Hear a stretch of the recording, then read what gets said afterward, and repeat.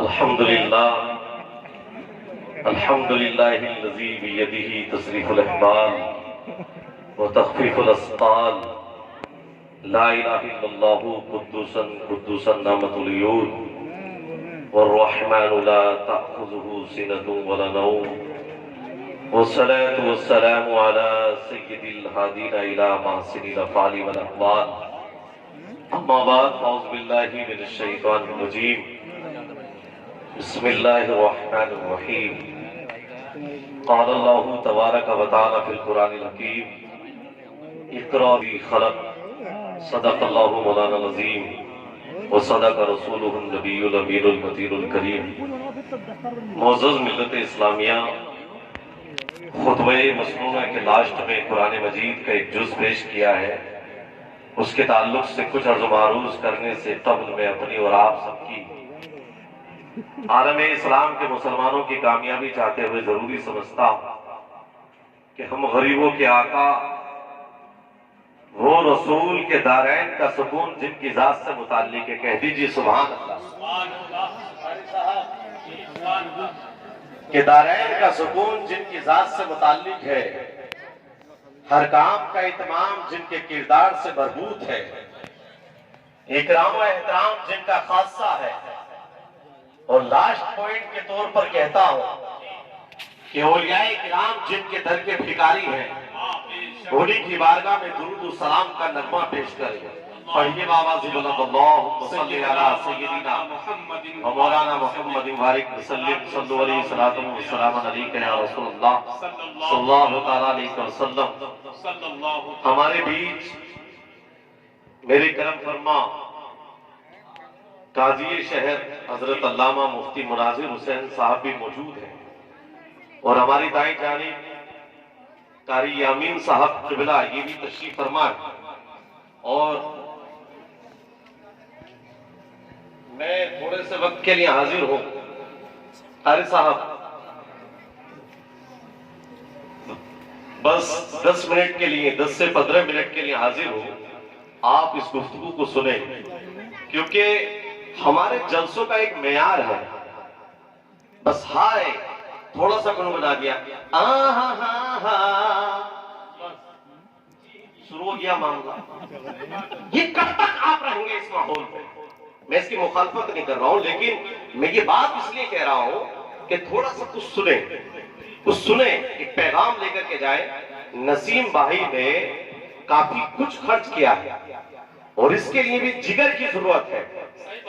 سربر کھیڑے میں کافی امیر لوگ ہیں، میں جانتا ہوں ایسے لوگ بھی ہیں کہ زمین بیچ دی قاری دلشاد کو، اور وہ نام میں ہے قاری یامین صاحب کے، اور وہ مالدار ہیں، لیکن ان سے آج تک 1 روپیہ رب کی بارگاہ میں خرچ نہ ہو سکا۔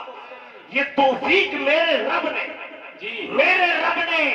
نسیم بھائی کو دی ہے کہ انہوں نے ایک ادارہ قائم کر کے، اور پہلے ہی سال میں قاری نبی حسن کے ذریعے سے 5 حافظ قرآن تیار کر دیے۔ سبحان اللہ، عظیم نعمت ہے رب کی، دولے تو بے شمار ہے۔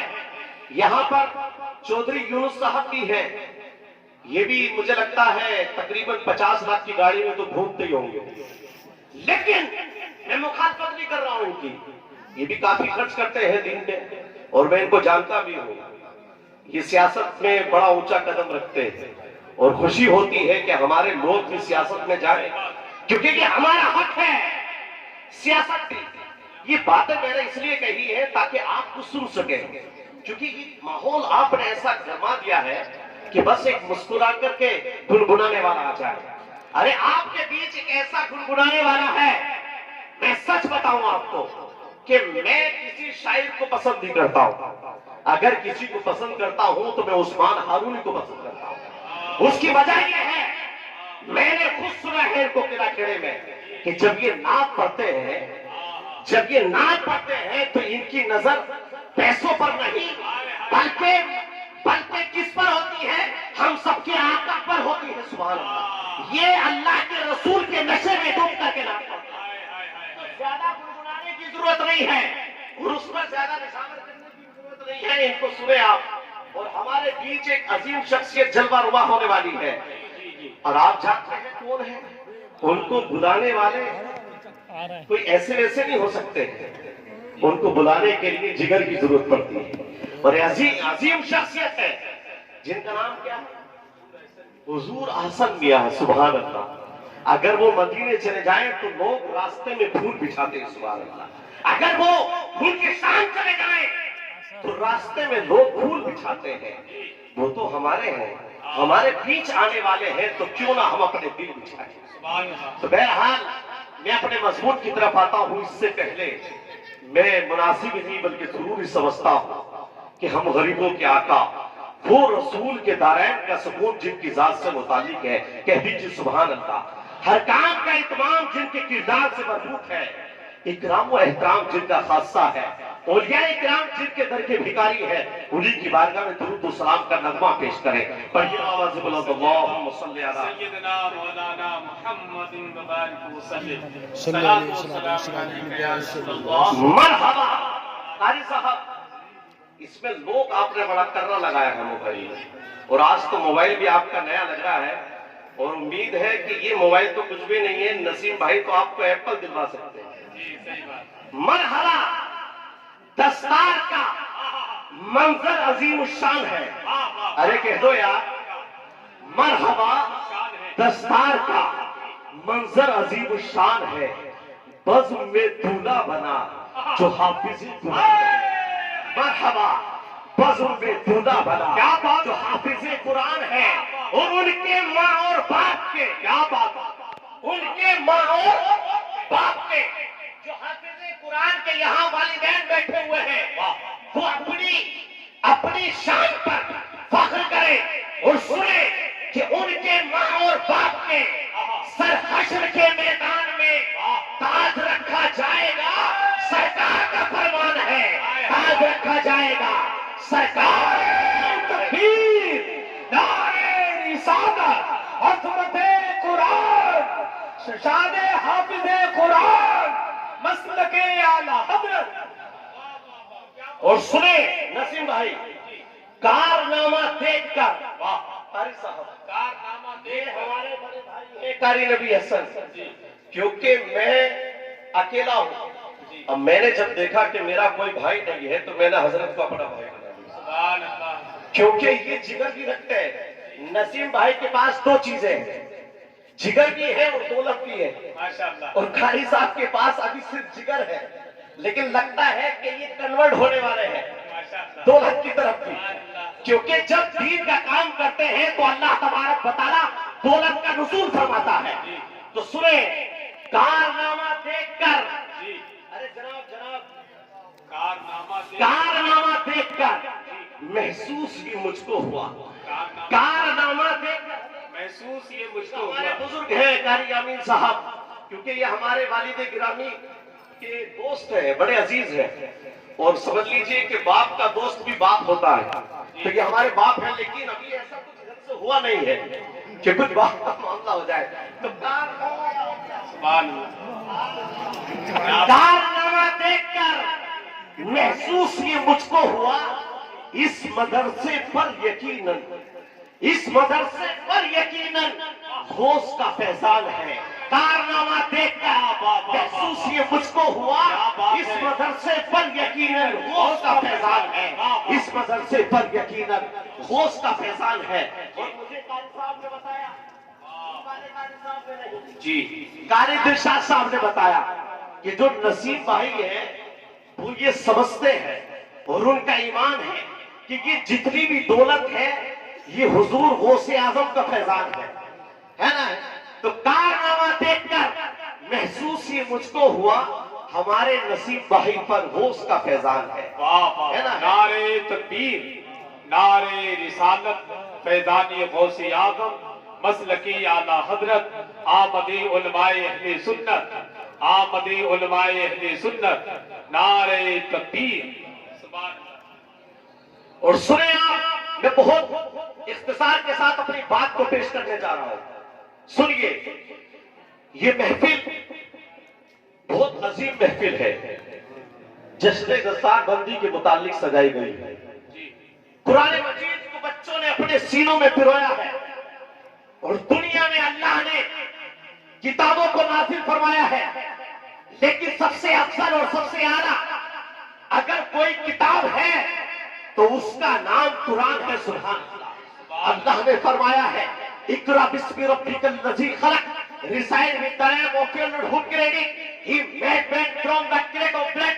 Recite for your Lord most the children who died writing by the pen. आप मुलाहजा फरमाए, अल्लाह तबारक व तआला ने जब अपने महबूब पर वही नाज़िल फरमाई है तो सबसे पहले अल्लाह ने अपने महबूब को तालीम का हुक्म दिया है। सुभान अल्लाह। और ये तालीम सबसे अव्वल अगर किसी में है तो कुरान मजीद के अंदर मौजूद है। सुभान अल्लाह। कुरान मजीद दुनिया की सबसे अफजल किताब है। कुरान मजीद से कोई अफजल किताब नहीं है। मैं अपनी बात को इख्तिसार की तरफ ले जाना चाहता हूँ। सुने, एक मुल्क है जिसका नाम मालदीव है, वहां पर बुद्धिस्ट लोग हैं, बुद्ध मत लोग हैं, कोई भी मुसलमान नहीं है। वो 1192 जजीरों पर फाइज है, लेकिन 200 जजीरे ऐसे हैं जिन पर आबादी मौजूद है। 1192 जजीरों के अंदर 200 जजीरों के अंदर इंसान मौजूद रहे, लेकिन कोई भी इंसान वहां मुसलमान नहीं है। सब बुद्धिस्ट है, सब बुद्ध मत है, कोई भी मुसलमान नहीं है। इब्ने बतूता है, तारीख साज है, वो अपनी किताब तुहफतुन नज़्ज़ार की अजाइबिल अमसार में लिखते हैं। वो क्या लिखते हैं सुने आप। इब्ने बतूता लिखते हैं कि जब मैं मालदीव गया तो मैंने देखा कि मालदीव के अंदर कोई भी मुसलमान नहीं है, सब बुद्धिस्ट हैं। और आरब ये होता है कि हर महीने की आखिरी तारीख में एक कुरानंदाजी की जाती है। कुरानंदाजी, लड़कियों का नाम डाला जाता है और जिस लड़की का भी नाम आता है उसको नदी के किनारे एक घर में दुल्हन बना करके ले जाया जाता है। यही सिलसिला है।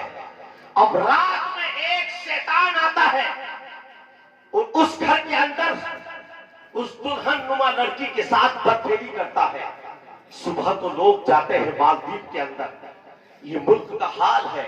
सुबह को उस लड़की को लेते हैं और उसको मुर्दा पाते हैं, उसको जला देते हैं और फिर उसकी हड्डियों को उसी नदी में फेंक देते हैं। यही सिलसिला है। इब्ने बतूता आगे लिखते हैं कि कुछ दिनों के बाद इस मालदीव मुल्क में एक अल्लाह वाले का गुजर होता है जो हाफिज कुरान है, जो आलिम नबील है, जो फाजिल जलील है, जिनका नाम अबुल बरकात बरबरी है। ये मालदीव पहुंच जाते हैं।